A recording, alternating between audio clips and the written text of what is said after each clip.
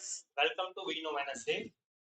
सो जहाँ पर हम लास्ट टाइम भी मिले थे, लास्ट वीक में हम मिले थे सेम टाइम पे। तो जैसे हमने लास्ट टाइम बात की थी कि we know Wednesday is organised by Investis cyber forensics and Investis cyber forensic का एक साइबर सिक्योरिटी कंसल्टिंग कंपनी है जहाँ पर हम डिफरेंट डिफरेंट डोमेन्स में साइबर सिक्योरिटी सर्विसेज वगैरह प्रोवाइड करते हैं। And about we know Wednesday, and we know Wednesday is not just an event. ये एक हमारी रिसर्च टीम है जहाँ पर हम हमारी एक टीम है, रिसर्च टीम, जो कंटिन्यूअस नई नई वल्नरेबिलिटीज पे काम करती है। तो जैसे हमने लास्ट वीक एक वल्नरेबिलिटी देखी थी, प्रॉम्प्ट इंजेक्शन, और ऐसे ही आज एक हम नई वल्नरेबिलिटी के साथ आए रिमोट कोड एग्जीक्यूशन में वर्डप्रेस प्लगइन्स के अंदर है। तो इसी के लिए मैं हितेश को इनवाइट करना चाहूंगा for presenting the vulnerability. Hello guys.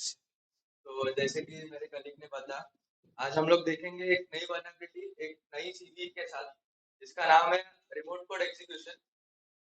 Basically WordPress plugins followed by CV 2024 25600। तो हम लोग आज नए टॉपिक के साथ स्टार्ट करते हैं। पहले तो जानेंगे कि ये रिमोट कोड एग्जीक्यूशन होता क्या है। आज हमारे जो टॉपिक होंगे वो रिमोट कोड एग्जीक्यूशन होता क्या है। फिर जैसा हमने मेन टॉपिक में देखा कि वर्डप्रेस प्लगइन, तो वर्डप्रेस होता क्या है, वर्डप्रेस प्लगइन्स क्या होते हैं, उसके बाद रिमोट कोड एग्जीक्यूशन, फिर कोड इंजेक्शंस क्या होते हैं, फिर अपना जो आज का कोर टॉपिक है और इस जो हम लोग वीनो वेडनेसडे इवेंट करते हैं उसका जो कोर टॉपिक है कि सीवी क्या होता है एग्जैक्टली। नए नए सीवी जो एक्सपर्ट होते हैं उनको हम लोग रिसर्च के थ्रू आपको एक्सप्लेन करते हैं। तो हम लोग अभी शुरू करते हैं from our first topic, that is understanding of WordPress plugin. तो जैसे आप देख सकते हो कि वर्डप्रेस होता क्या है। बेसिकली जो भी हम लोग वेबसाइट्स देखते हैं, तो एक वर्डप्रेस एक ऐसा प्लेटफॉर्म है जिसके ऊपर वेबसाइट्स बनाई जा सकती है, जिसको यूज करते वेबसाइट बना सकते हैं। और प्लगइन्स, तो प्लगइन्स वो चीजें होती है जो एडिशनल कंटेंट होता है वेबसाइट को और अच्छी फंक्शनलिटी देने को और अच्छे फीचर्स देने के लिए, जिससे कि वो वेबसाइट और थोड़ा अच्छे से काम करे और उतने अच्छे फीचर्स किसी भी यूजर को दे दे। अगर इसे हम आसान भाषा में समझने जाए तो फॉर एग्जांपल एक आप ये समझ सकते हो कि सपोज वर्डप्रेस एक तुम्हारी गाड़ी है। तो मतलब हम कोई भी शोरूम से कोई नई गाड़ी खरीदते हैं तो उस गाड़ी को हम लोग मॉडिफाई करवाते हैं, कुछ एक्सेसरी एक्स्ट्रा मार्केट से एक्स्ट्रा एक्सेसरीज लगवाते हैं। तो वो जो एक्स्ट्रा एक्सेसरीज लगवाते हैं हम लोग मार्केट से, वो होते हैं प्लगइन्स। तो वो ही है, और वर्डप्रेस हो गया हमारी गाड़ी। आई होप तुम्हें क्लियर होगा कि वर्डप्रेस क्या है और प्लगइन्स क्या है। तो WordPress is a website architecture जहाँ पे जिस स्केलेटन जिसके ऊपर वेबसाइट डिजाइन की जा सकती है, और plugins are the more adding functionalities to that website. तो इसका इंस्टॉलेशन प्रोसेस क्या है। तो इंस्टॉलेशन प्रोसेस बहुत सिंपल है। बहुत सारे थर्ड पार्टी वेंडर्स हैं जो कि इस ऐसे प्लगइन्स प्रोवाइड करते हैं। यहाँ पे थाउजेंड्स ऑफ ऑप्शंस है आपको मार्केट में कि आपको कौन से प्लगइन यूज करने हैं। तो जैसे यहाँ पे लिखा हुआ है कि installing a plugin usually not too difficult.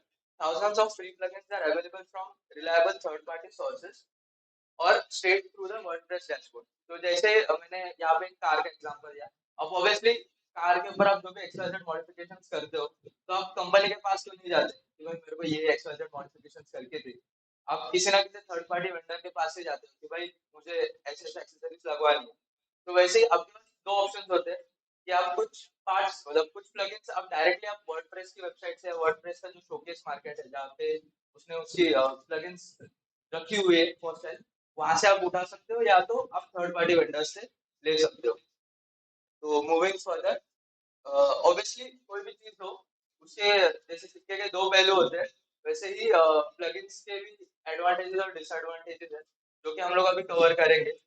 तो एडवांटेजेस नथिंग बट जैसे हम लोग ने बोला कि सिंपल है। अगर आप किसी भी गाड़ी में एक्स्ट्रा एक्सेसरीज लगवा दो उससे क्या होता है, गाड़ी का लुक अच्छा लगता है, आपको थोड़ी बहुत फैसिलिटीज ज्यादा मिलती है और दिखने में गाड़ी अच्छी लगती है बेसिकली। तो वही यहाँ पे है कि strengthens the functionality. Second, simple to use. यहाँ पे बेसिकली प्लगइन्स का एक मोटिव ये होता है कि कभी कभी ऐसा होता है कि कुछ लोगों को कोडिंग नहीं आती। फ्रैंकली स्पीकिंग, कुछ हैकर्स होते हैं जो कोडिंग पे ज्यादा फोकस नहीं करते, ठीक है। तो वो टाइम पे अगर आपको आपकी वेबसाइट ऐसी करनी है जिसमें आपको कोडिंग नहीं आती बट आपकी वेबसाइट की जो फंक्शनलिटी है वो बेस्ट होनी चाहिए, तो वो टाइम पे प्लगइन्स काम करते हैं। आपको कोड करने की कोई जरूरत नहीं होती। आपको जस्ट प्लगइन उठाना है, वेबसाइट में डालना है, एक्टिवेट करना है, दैट्स इट। तो it's just like plug in and play का गेम। उसके बाद ग्रेट वैरायटी। ऑब्वियसली मार्केट में बहुत सारे ऑप्शंस अवेलेबल है, तो आपके पास बहुत सारे स्कोप बहुत है। Moving towards disadvantage. तो ऑब्वियसली जैसे मैंने बोला कि अगर आप कोई भी एड ऑन्स करो तो उसके डिसएडवांटेज होते ही है। तो इसके डिसएडवांटेज क्या होते हैं? First is security vulnerability. तो सिक्योरिटी वर्नेबिलिटीज यानी कि सपोज आप कोई भी प्लगइन यूज कर रहे हो, जैसे आजकल चलता है कि जो कोड्स हम लोग यूज करते हैं, जो कोडिंग या फिर जो भी एप्स होते हैं, उसके मल्टीपल एपीआईज होते हैं। तो एक जो ऐप होता है या एक जो कोड होता है उसके मल्टीपल एपीआईज होते हैं, तो वो ये हुआ कि उसके मल्टीपल डिपेंडेंसीज है। तो वही जो आप यहाँ पे वर्डप्रेस में प्लगइन यूज कर रहे हो, तो plugin is the dependency of your website. तो इफ अगर वो प्लगइन वल्नरेबल है किसी भी वेबसाइट से, जैसे आज हमारा टॉपिक है ब्रिक्स, जो कि वर्डप्रेस की प्लगइन है जो कि वल्नरेबल है रिमोट कोड एग्जीक्यूशन को। तो अगर कोई वल्नरेबिलिटी ऐसे प्लगइन वल्नरेबल हो तो सीधा अफेक्ट करेगी आपकी वेबसाइट पे।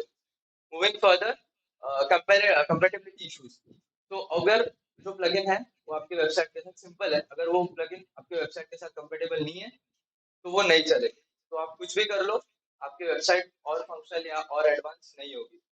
फिर बाद में परफॉर्मेंस इम्पैक्ट। ऑब्वियसली अगर कोई भी प्लगइन आप डालोगे तो उसके जो भी परफॉर्मेंस रिक्वायर्ड होगा उसको, मतलब उसका जो भी स्पेस रिक्वायर्ड होगा, सर्वर स्पेस हो गया या नेटवर्क इंटरफेस हो, जो भी एक रिक्वायर्ड है वो उतना स्पेस लेगा, उतना स्पेस खाएगा, जो कि आपके डायरेक्टली मेन वेबसाइट पे भी अफेक्ट करेगा। ठीक है, मूविंग फर्दर। तो रिमोट कोड एग्जीक्यूशन जो आज हमारा मेन टॉपिक है, इज अ पार्ट ऑफ सब पार्ट ऑफ कोड इंजेक्शन। तो जैसे हम लोग ने लास्ट जो हमारा सेशन था विनो वेनसडे का, उसमें हम लोग ने कवर किया था prompt injection, which is also part of code injection. तो यहाँ पे हम लोग एक ओवरव्यू देखेंगे कोड इंजेक्शन का। तो code injection is nothing but input of malicious code और a script into any computer और a website। तो जो भी malicious, अगर आपको मालूम होगा जैसे multiple type of code injection होते हैं, HTML हो गया, SQL हो गया, XSS हो गया, तो उसमें आप क्या करते हो?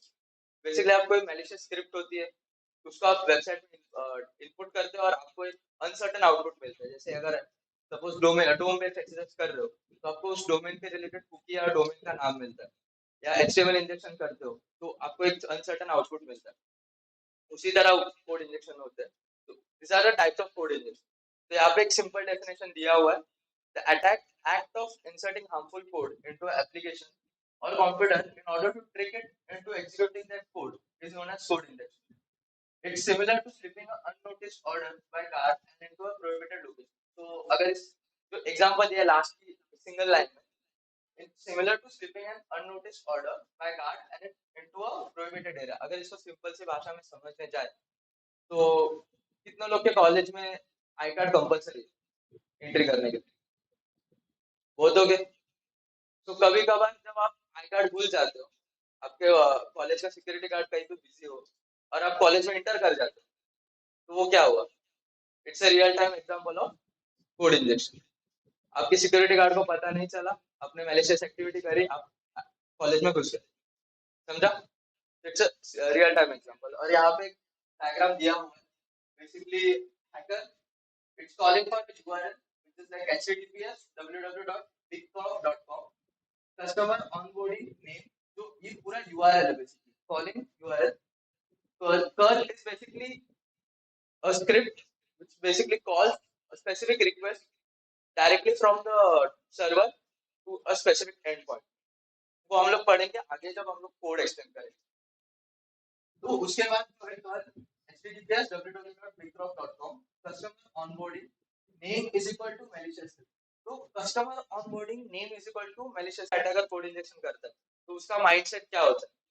तो इसका माइंडसेट बेसिकली होता है, तीन चीजें होते हैं, एम, फंक्शन, और हम लोग ने लास्ट यहाँ पे ऐड किया सिंपल एग्जांपल, दैट्स एनालॉजी। तो बेसिकली एक अटैकर का एम ये होता है कि वो कुछ ऐसी इंफॉर्मेशन निकाल ले जो कि उसको काम आए कहीं ना कहीं और एक्सप्लॉइट करने। तो जो एक चेन ऑफ अटैक्स होते हैं उसको वो फॉर्म करने को ट्राई करता है due to through code injection. तो यहाँ पे जैसे बताया हुआ है कि the aim of attacker is to insert malicious code into what appear to be a typical user inputs such as comment, search bars and login forms। तो basically अगर आपने प्रैक्टिकल्स किए होंगे एचटीएमएल इंजेक्शन एक्सएसएस या किसी और code injection type के, तो आपके अटैक पैरामीटर्स क्या होते हैं? कोई भी इनपुट पैरामीटर जो वेबसाइट पे अवेलेबल हो, सर्च बार हो गया होगा। इनफैक्ट मैंने खुद ने जो लिंक्डइन, आई होप लिंक्डइन बहुत लोग यूज करते होंगे यहाँ पे। तो लिंक्डइन में ऑप्शन आता है आपको मैसेजिंग का। उस पे एक बीच में वैरायटी ऐसी थी कि आप अगर सपोज किसी को भी मैसेज करते हो, जिस मैसेज में आप जिस सेंड करते हो, that is a image format. Image format basically वो उसको ये डायरेक्ट भेज देता है। GIF is basically image format. तो मैंने ये देखा था कि जिफ का जो फॉर्मेट है उसको आप अगर टैम्पर करके वहां पे कोई पेलोड डाल दो तो वो उसे एग्जीक्यूट कर लेता है। तो ये बेसिकली एक लाइफ टाइम एग्जांपल है कि आप कोड इंजेक्शन कैसे करते हो। ठीक है। उसके बाद कमेंट्स हो गए, सर्च बार हो गए, लॉगिन फॉर्म्स हो गए। चैट बॉक्स चैट बॉक्स भी होते हैं वेबसाइट पे, वो भी वल्नरेबल होते हैं कोड इंजेक्शन। तो ये बेसिकली एम होता है अटैकर का। Moving further, function of the code.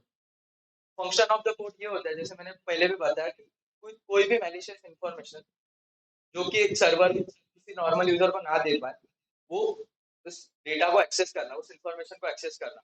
तो यहाँ पे जैसे दिया है the function of code once inside the malicious code can take over computer, alter data, steal information or even vandalize website। तो बेसिकली क्या कर सकता है, आपका डेटा स्टील कर सकता है, आपका डेटा स्टील करके आपको ही ब्लैकमेल कर सकता है, या फिर डेटा जो आपका दिख रहा है वहां पे उसे अल्टर कर सकता है, या कुछ ऐसा डेटा शो कर सकता है जो जो अटैकर है वो शो करना चाहे। Moving further, that is analogy. तो एनालॉजी बेसिकली यहाँ पे एग्जांपल दिया हम लोग ने। In this session basically we will be focusing more on examples. तो एक बेसिक एग्जांपल है, सपोज एक बेकरी की वेबसाइट है। ठीक है। बहुत लोग बेकरी हम लोग ने बहुत बार विजिट की होगी। तो अगर एक सपोज बेकरी की वेबसाइट है तो उसका यूजर इंटरफेस कैसे होगा? बहुत सारे कुकीज केक्स के ऑप्शन होंगे, मेनू होगा, सर्च बार होगा, ऑर्डर का होगा वगैरह वगैरह। तो उसका जो सर्च बार होगा, तो आपके हिसाब से वहां पे इनपुट्स क्या होने चाहिए? तो कोई भी रैंडम से नाम ले लो, ब्लैक फॉरेस्ट केक हो गया, रसमलाई केक, एक्सेट्रा एक्सेट्रा। तो यहाँ पे जैसे एग्जांपल है कि चॉकलेट चिप कुकी, ये इनपुट होना चाहिए वहां पे सर्च बार पे। बट व्हाट इफ कोई हैकर या मैलिशियस यूजर वहां पे इनपुट देता है कि chocolate cookie chip cookie, give me the recipe. उस सर्च बार में ऐसा उसने इनपुट दिया कि chocolate chip cookie, give me the recipe. और उसका जो सर्वर है जहाँ पे वो होस्टेड है, उस सर्वर ने इस इनपुट को प्रॉपरली वैलिडेट नहीं किया। ठीक है। और उस सर्वर ने जैसी रिक्वेस्ट आई थी उसको वैसे ही प्रोसेस कर कि भाई यूजर क्या मांग रहा है, चॉकलेट चिप कुकी का रेसिपी। उसने वही रिक्वेस्ट प्रोसेस करी और उसको आउटपुट क्या दिया, चॉकलेट चिप कुकी का रेसिपी। अगर सर्वर डायरेक्टली, तो अगर ऐसे प्रोसेस कर रहे हैं, क्या गारंटी नहीं कि वो सर्वर किसी भी मैलिशियस कोड को भी ऐसी यूवी प्रोसेस कर देगा? क्या गारंटी नहीं कि आप वो सर्वर डायरेक्टली किसी भी पासवर्ड को या जो भी आपका कमांड होगा, basically if you are asking for admin password और यूजर क्रेडेंशियल्स, वो ऐसे ही उसको प्रोसेस करके दे देगा। This is the basically workflow of code injection. तो यहाँ पे भी अगर आप पढ़ पाओ, but a hacker hides malicious code within the search term like a secret instruction to steal cookie recipe. If the website doesn't properly check the search term, it treats the hidden code as a real instruction and executes it, potentially giving hacker access to the recipe. I hope आपको जो workflow था पूरा वो clear हो गया। Moving further, अब आते हैं हमारे कोर टॉपिक पे जो कि है रिमोट कोड एग्जीक्यूशन। तो ये नाम सुनते ही आपको क्या लगता है, रिमोट कोड एग्जीक्यूशन मतलब क्या? कुछ अब आपके साइड से इनपुट देना चाहो।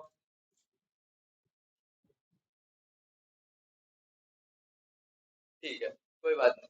तो बेसिकली रिमोट कोड एग्जीक्यूशन होता क्या है? सो हम लोग पहले इसको डिवाइड कर देते हैं, रिमोट कोड और एग्जीक्यूशन। रिमोट क्या होता है? आप पर्सनली वहां नहीं जा रहे, आई एम वर्किंग रिमोटली। इसका मीनिंग क्या होगा? मैं ऑफिस नहीं जा रहा, I am working from home. तो फिजिकली आप वहां पे नहीं जा रहे, बट आप काम वही कर रहे हो, समझ रहे हो? तो आपको अगर कोड इंजेक्शन करना है, किसी भी टाइप का कोड इंजेक्शन करना है, तो आपको उस वेबसाइट को फिजिकली एक्सेस करना पड़ता है। आपको उस वेबसाइट पे जाके उससे पैरामीटर्स आइडेंटिफाई एनालाइज करने पड़ते हैं। बट रिमोट कोड एग्जीक्यूशन में उसकी जरूरत नहीं होती। रिमोट कोड में आप रिमोटली बैठे होते हो, आप एक कोड रन करते हो, जिससे आपको उस वेबसाइट पे आप कोई भी कोड है उसको एग्जीक्यूट कर सकते हो। जैसे इसका डेफिनेशन यहाँ पे दिया हुआ है, remote code execution is a critical cybersecurity vulnerability that allows attackers to run malicious code on a computer or a network system for a remote from a remote location। जैसे मैंने बताया आप फिजिकली उस वेबसाइट को access नहीं कर रहे हो, आप रिमोटली उसके ऊपर जो भी साइबर से आपको वल्नरेबिलिटी अटैक है या जो भी आप परफॉर्म कर रहे हो, पेन टेस्टिंग परफॉर्म कर रहे हो वो करते हो। Moving further, imagine it as a someone having the ability to control your computer and execute programs on it, all without physically touching it। मतलब जो बोलते हैं कि वेबसाइट हैक हो गई, तो व्हाट्स दैट, कोई रिमोटली उसको हैंडल कर रहा है। ठीक है, यहाँ पे एग्जांपल, वापस एक एग्जांपल है। तो सपोज एक कैलकुलेटर की साइड है, मैथमेटिकल कैलकुलेशन जो हम लोग करते हैं उसकी एक वेबसाइट है, उसके ऊपर सेम यहाँ पे हम लोग इनपुट्स पे क्यों फोकस करते हैं, क्योंकि कोड इंजेक्शन ये ऐसी वल्नरेबिलिटी है, majority of the code injection ऐसी वल्नरेबिलिटी है जो कि इनपुट पैरामीटर्स पे ही चलती है। जो भी आपके इनपुट पैरामीटर्स होंगे वहीं पे आप कोड इंजेक्शन कर सकते हो। बाकी आप अगर बोल रहे हो कि आप रिक्वेस्ट कैप्चर वगैरह करते हो, दैट्स अनदर पार्ट। तो यहाँ पे कैलकुलेटर की वेबसाइट है, तो यहाँ पे भी सेम है कि आप इनपुट क्या दोगे, 2+2=4, 5×3=50, दैट्स इट।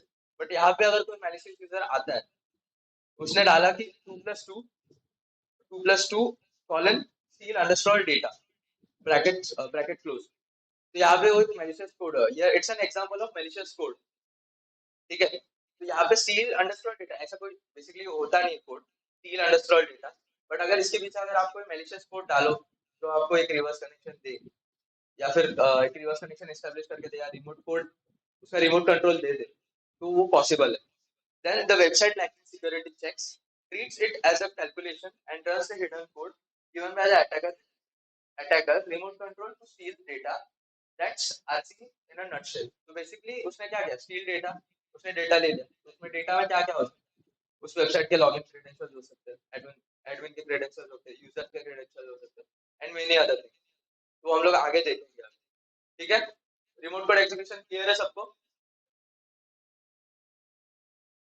मूविंग फर्दर, तो आज का हमारा दूसरा कोर टॉपिक CV 2024 25600।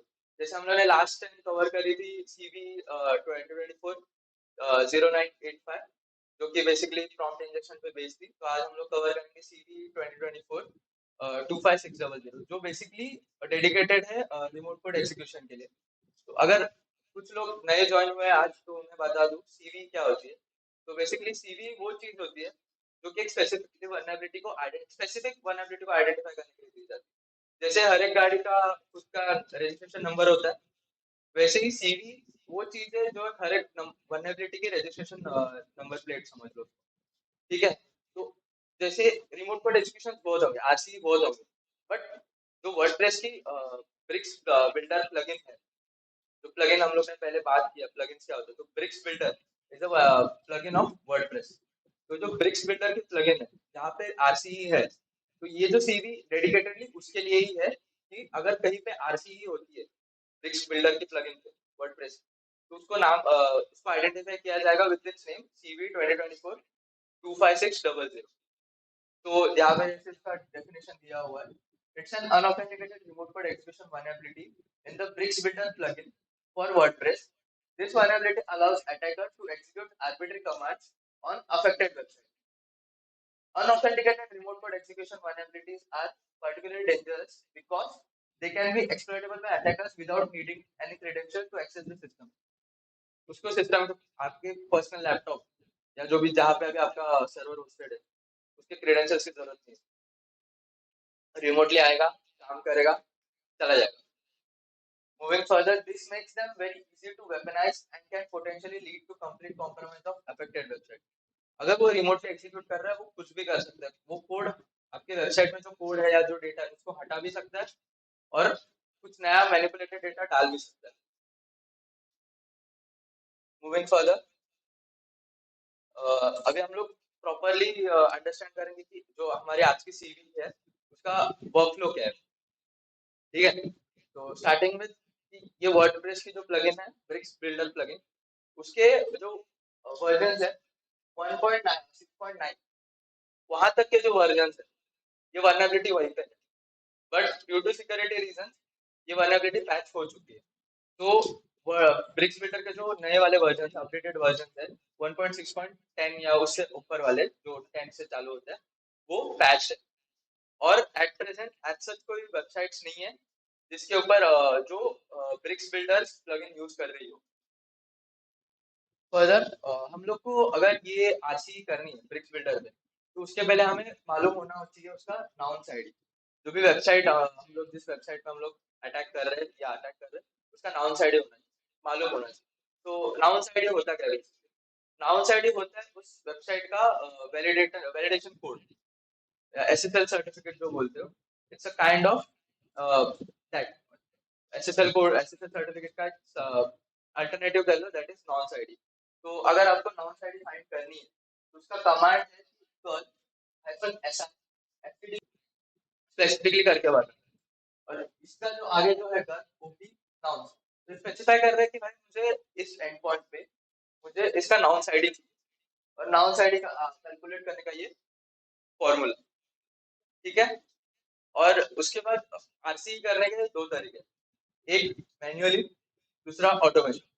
तो इसके बाद हम लोग प्रैक्टिकल एक्सप्लोरेशन में हम लोग दोनों चीजें देखेंगे कि हम लोग मैन्युअली कैसे कर सकते हैं और ऑटोमेशन से कैसे कर सकते हैं। और ये वो कोड है जो अभी आप स्क्रीन पे देख रहे हो। बेसिकली ये कोड है जो आप मैन्युअली आप एक्सप्लोर कर सकते हो। जब आप मैन्युअल एक्सप्लोरेशन करते हो आरसी का वो टाइम पे आप ये कोड यूज करते हो। तो अगर हम इस कोड को समझने जाए तो बेसिकली जो curl hyphen S hyphen expose, तो curl is the main function of that code, overall code. And जो hyphen X hyphen S hyphen expose फिर उसके बाद हाइफन एच हाइफन डी, ये है वो फ्लैग्स है उसके। वो स्पेसिफाई कर रहा है कि भाई ये पॉइंट पे आके मुझे ये चीज चाहिए। तो यहाँ पे हाइफन एक्स पोस्ट पे आप कुछ भी रिक्वेस्ट डाल, तो post is a form of response that we get from the server. तो आप इस पे कुछ भी आप रिस्पांस डाल सकते हो। तो पोस्ट हो गया, गेट हो गया, ऑप्शंस हो गए, हेड हो गए, एक्सेट्रा एक्सेट्रा। या फिर यहाँ पे आएगा वेबसाइट यूआरएल पे आएगा आपका टारगेट यूआरएल का डोमेन। उसके बाद ये उस स्पेसिफाई कर रहा है कि भाई जहाँ पे ब्रिक्स यूज हो रहा है, ब्रिक्स प्लगइन यूज हो रही है, मुझे वही का वो वही वेबसाइट पे उसी डोमेन पे वो चाहिए मुझे। हाइफन कंटेंट टाइप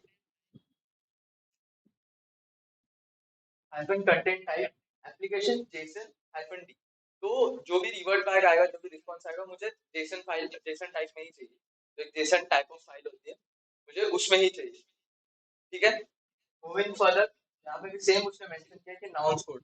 ऑब्वियसली मुझे वेरिफिकेशन अगर बाईपास करना है, मुझे मेरे पास वैलिडेशन कोड तो होना चाहिए। तो उस वैलिडेशन कोड को देने के लिए वो मांग रहा है नाउंस आईडी। उसके बाद element, name, code, settings, execute code. तो बेसिकली वो ये बोल रहा है कि भाई तुझे सब तो मिल गया, तेरे वेबसाइट के ऊपर रिवर्ट बैक आ गया, तुझे जेसन फाइल में चाहिए जेसन फाइल में मिल गया। मीनिंग ये होता है, जैसे मैंने पहले भी बताया कि इवैल क्या होता है। Eval is basically evaluating the code that has been inputted by the user, improper use of eval function। तो क्यों होती है vulnerability, कॉज मतलब क्यों होती है vulnerability, ये vulnerability क्यों हो रही है? बिकॉज जो वेबसाइट है, जो इनपुट यूजर दे रहा है वो प्रॉपरली वेरीफाई नहीं कर रही। It's like improper input validation. Moving further, affected version, जैसे पहले भी मैंने बताया उसके अफेक्टेड वर्जन है लेस देन और इक्वल टू 1.9.6। तो ब्रिक बिल्डर प्लगइन्स के जो 1.9.6 के वर्जन है वहां तक वेबसाइट्स, जो जो वेबसाइट वो प्लगइन्स यूज कर रहे हैं इस वर्जन तक के, वो वल्नरेबल है रिमोट कोड एग्जीक्यूशन के लिए, ठीक है। फिक्स है लाइक इसका पैचिंग कैसे किया जाए, अगर हमें इस वल्नरेबिलिटी को अवॉइड कर रहे हैं, इससे दूर रहना है, तो क्या किया जाए? तो कुछ नहीं, सिंपल सी चीज है, अपडेट कर लो, upgrade to the higher version.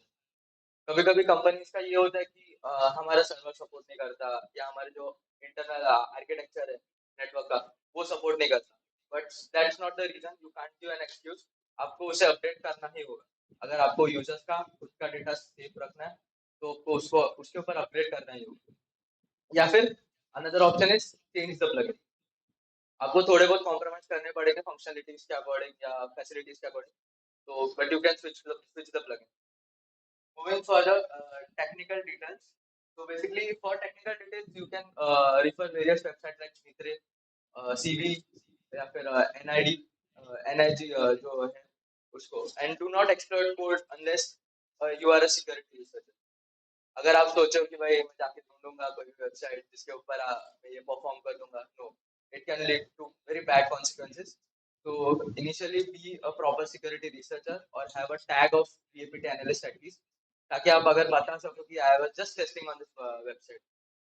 और the best more well known, that is OAPS category. So according to the OAPS 2021, ये जो vulnerability है remote code execution falls under category of E07 vulnerable and outdated components. So obviously अगर इसका patch आ गया, इसके upgraded version आ गए, तो ये जो वर्जन हुए जो 1.9.6 के नीचे वाले जो वर्जन लोअर वर्जन हुए, they are outdated components. So if you are using it, you can be a victim of this vulnerability. Moving further, business impact. तो ऑब्वियसली कोई भी अगर बंदा वेबसाइट यूज कर रहा है और कोई भी ऑर्गेनाइजेशन वेबसाइट यूज कर रहा है, उसका कोई ना कोई बिजनेस पर्सपेक्टिव होगा ही, तो उसके बिजनेस इम्पैक्ट भी आते हैं। अगर आप कोई भी वेबसाइट बिजनेस पर्सपेक्टिव से यूज कर रहे हैं या उस वेबसाइट के थ्रू आपका बिजनेस आउटवर्ड या बाहर के वर्ल्ड से कनेक्ट हो रहा है, तो पहला is like website compromise. Obviously अगर कोई भी बैकएंड में बैठ के रिमोटली रिमोटली बैकएंड में बैठ के अगर कोई कोड रन कर रहा है, तो फ्रंट एंड में तो अफेक्ट करेगा क्योंकि बैकएंड का कोड हिल रहा है। मूविंग फर्दर, डेटा ब्रीच, वो सिर्फ ऐसे नहीं करेगा कि भाई चलो मैंने डेटा अल्टर कर लिया छोड़ देता हूँ। क्या गारंटी लेंगे कि वो जो अटैकर है या मैलिशियस यूजर है, वो आपका डेटा स्टील करके कहीं ना कहीं डार्क वेब पे या कहीं कहीं और जगह पे सेल कर दे, तो वो डेटा। और ऑब्वियसली अगर कोई भी ऑर्गेनाइजेशन होगा, 4-5 GB का डेटा होगा ही, data would be in TBs and more than it. Moving further, SEO damage. तो बेसिकली आपकी जब ये खबर बाहर आएगी कि भाई इस कंपनी का, मैं अभी एक हॉस्पिटल रिसेंट एक हॉस्पिटल का डेटा लीक हुआ था, तो जब वो खबर बाहर आई कि भाई इस हॉस्पिटल का डेटा लीक हुआ है, तो उस हॉस्पिटल की कहीं ना कहीं रेपुटेशन डाउन होती है, या जो ट्रस्टेड रिसोर्सेज रहते हैं जो उस एक्सवाइजेड ऑर्गेनाइजेशन पे ट्रस्ट करते हैं और उसके साथ बिजनेस इन हैंड बिजनेस करते हैं, तो उनका कहीं ना कहीं डेटा कॉम्प्रोमाइज होने की चांसेस होते हैं। और जैसे मैंने फर्स्ट पॉइंट में बोला कि लॉस ऑफ ट्रस्ट, ऑब्वियसली तो अगर एक का डेटा लॉस हो रहा है तो लॉस ऑफ ट्रस्ट भी होगा। Moving further, what are the mitigation. तो अगर ऑब्वियसली अगर वल्नरेबिलिटी है और कोई गलत चीज है उसको मिटाना भी है, तो ऑब्वियसली हमें उसको पैचिंग करना पड़ेगा, उसके मिटिगेशन करने पड़ेंगे।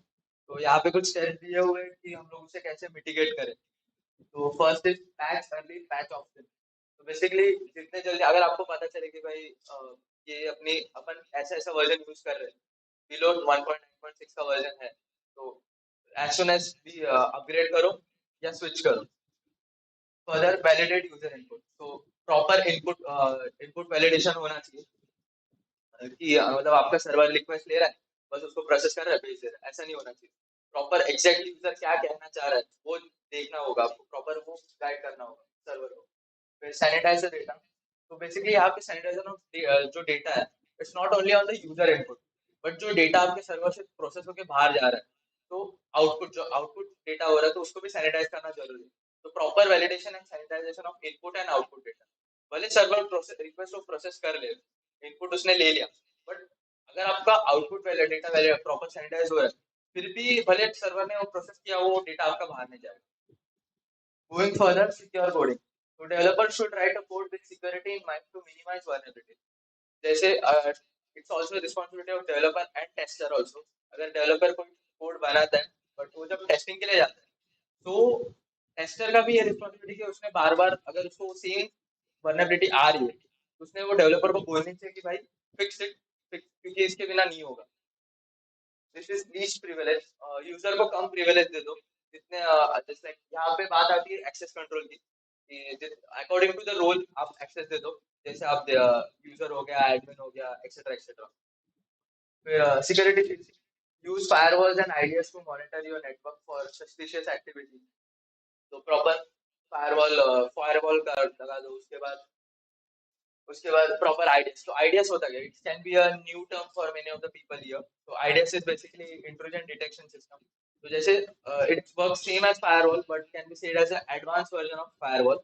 So IDS basically comes with a pair of IDS and IPS, that is intrusion detection and prevention system, जो कि अगर आप में कोई malicious यूजर कुछ एक्टिविटी कर रहा है, malicious एक्टिविटी कर रहा है, तो आपको डिटेक्ट भी करेगा, साथ ही साथ वो आप उस एक्टिविटी को प्रिवेंट भी करेगा।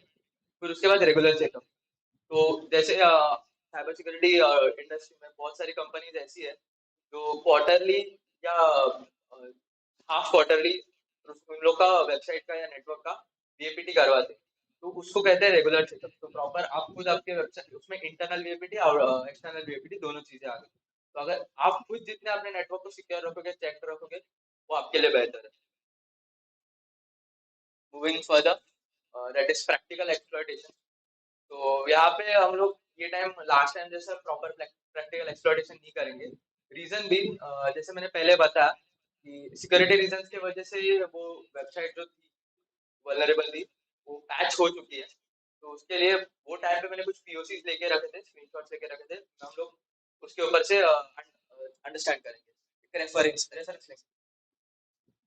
तो आई होप सबको विजिबल है, कम से कम स्टेप्स तो विजिबल है। ठीक है, तो यहाँ पे हम लोग अगर स्टेप 1 से चालू करें, बेसिकली एक्सेसिंग द वेबसाइट। ये जो स्टेप्स है बेसिकली चालू के जो चार स्टेप्स है, ये वेरिफिकेशन स्टेप्स है और एक ओवरव्यू देने के लिए स्टेप्स है कि भाई अगर हमें आइडेंटिफाई करना है कि वो वेबसाइट जो है वो वर्डप्रेस यूज कर रही है। ओके, अगर वो वर्डप्रेस यूज कर रही है तो वर्डप्रेस में कौन से प्लगइन्स यूज कर रही है, क्या वो ब्रिक बिल्डर यूज कर रही है। उसके लिए आपको पहले क्या करना होगा, वेबसाइट पे जाना होगा। ये मैंने एडमिन रोल के थ्रू बताया कि अगर आप एडमिन रोल से कर रहे हो, एडमिन रोल के थ्रू अगर आपको जानना है कि वेबसाइट के बैकएंड प्रोसेस क्या है या वेबसाइट के बैकएंड कॉन्फ़िगरेशंस क्या है, उसके लिए क्या करना है। तो बेसिकली आपको step 1 access the website, simple. Step 2 login into admin.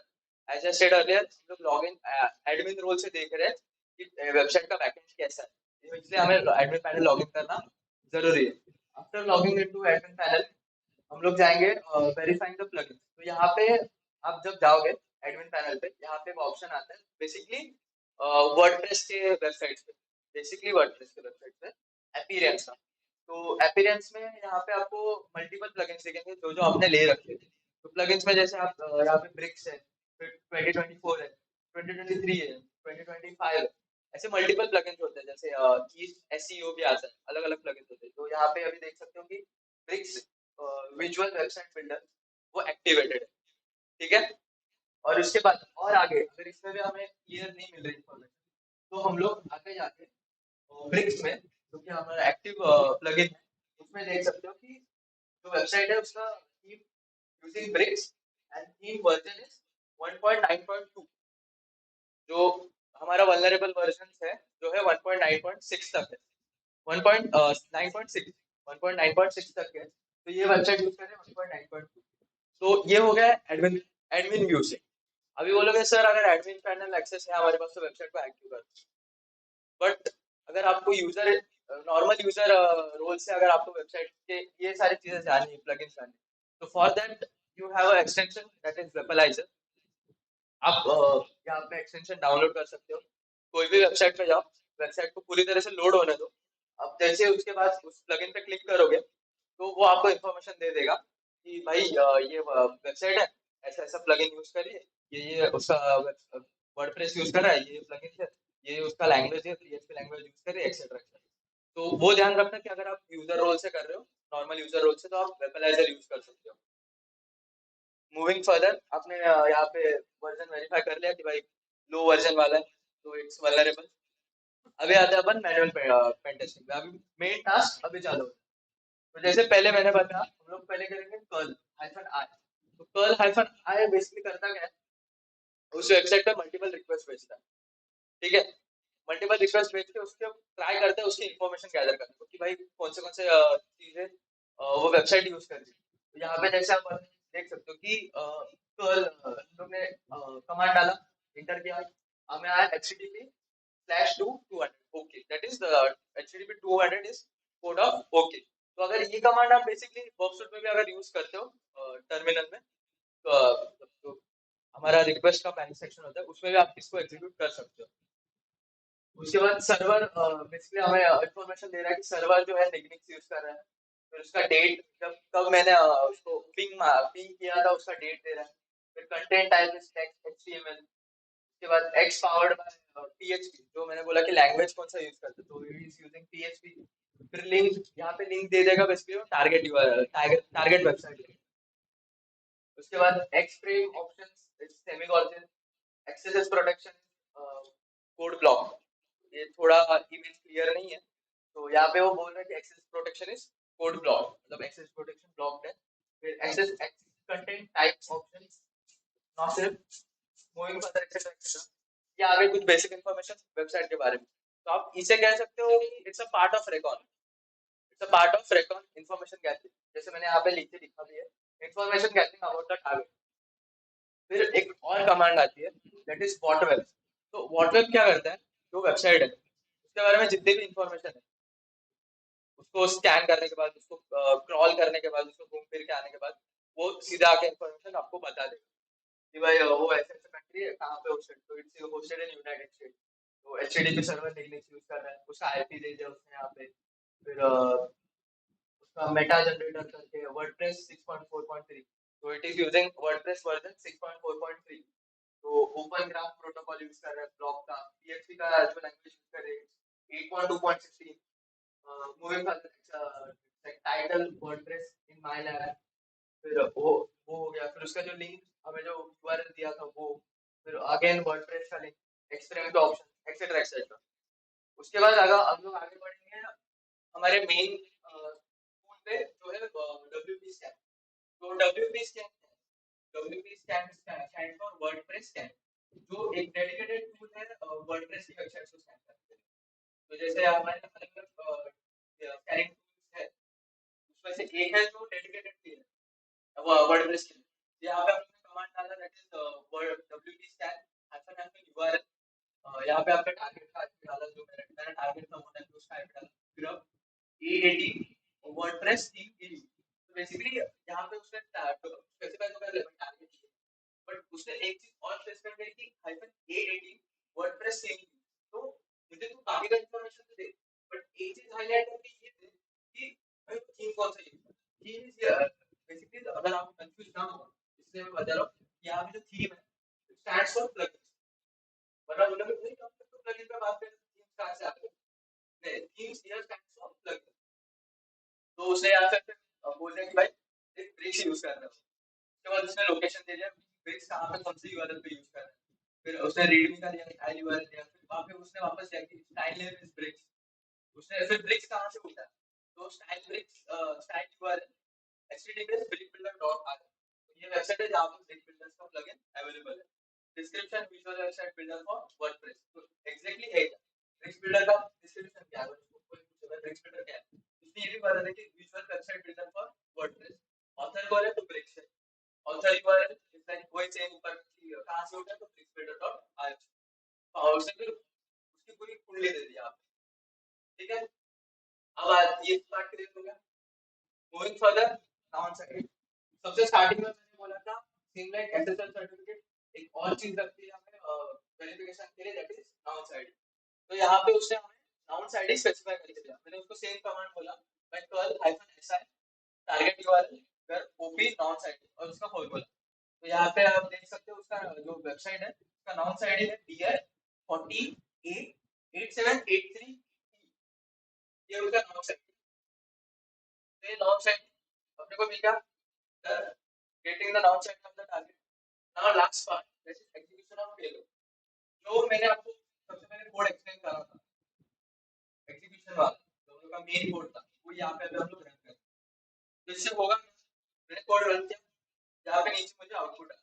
तो data HTML exception UID 82 www.data GID 82 और ग्रुप्स 82 www.82। तो ये बेसिकली यूजर का डेटा, वो लोग ने जो फॉर्मेट में स्टोर किया होगा आईडीज के फॉर्मेट के होते उसका ये आउटपुट, ठीक है। ये हो गया हमारी manual process.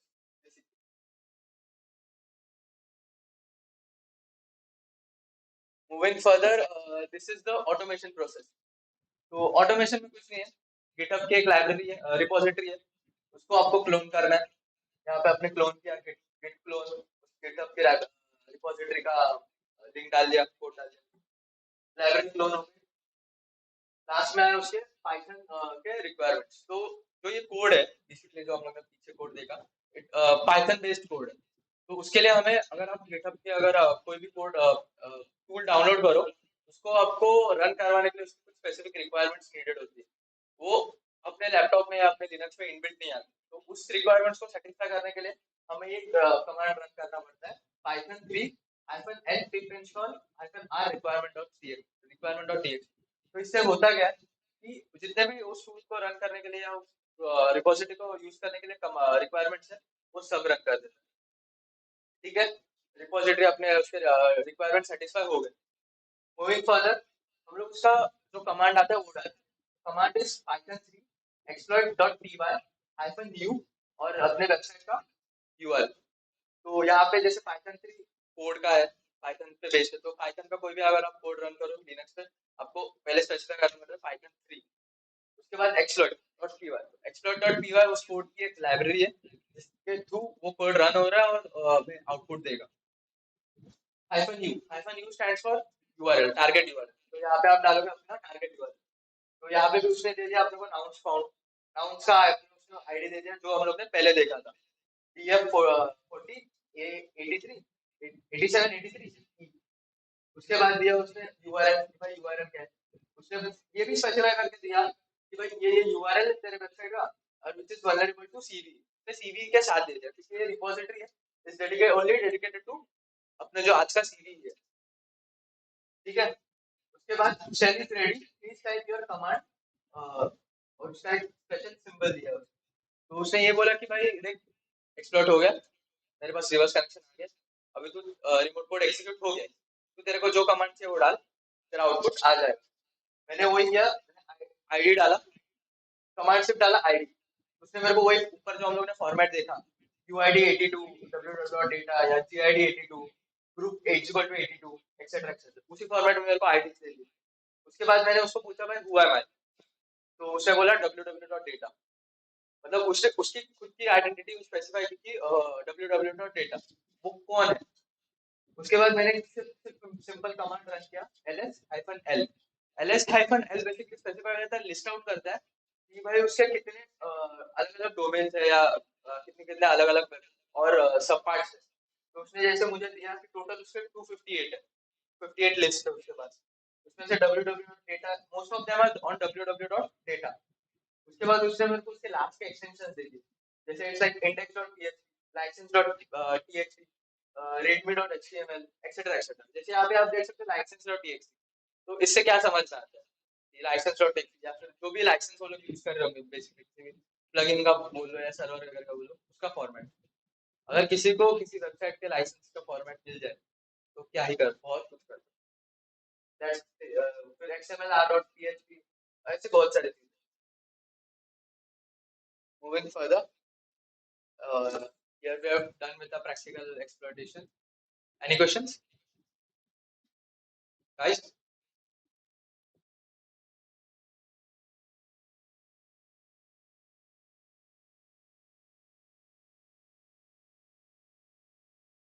Thank you, guys. So hereby I will call my colleague Mr. Jaimin on the stage again.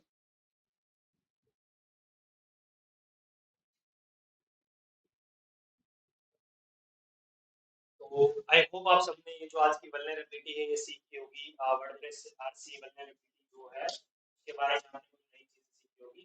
तो ऐसे ही हम हर वीक इवेंट करते हैं वेडनेसडे को 6 o'clock। तो आप चैनल पे हमें हर वीक ज्वाइन कर सकते हो 6 o'clock। तो ऐसे ही आप हमसे जुड़े रहिए और हमारी चैनल है उसको सब्सक्राइब करिए, शेयर करते रहिए अपने जो अपने फ्रेंड्स ग्रुप है उसके साथ। और ये हमारा क्यूआर कोड है, ये आप शेयर कर सकते हो for certificate and even if you are looking for internship तो आप इसमें डेटा फिल कर सकते हो। तो हम इंटर्नशिप वगैरह भी प्रोवाइड करते हैं, तो स्कैन कर लीजिए QR code.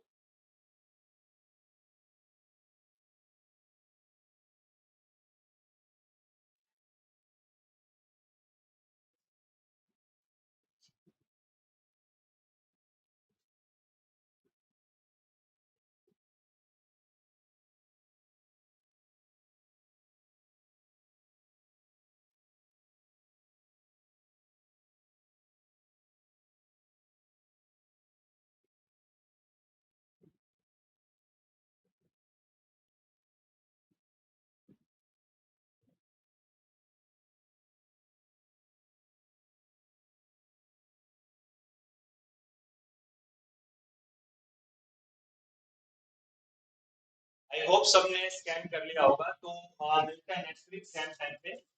Thank you for joining guys.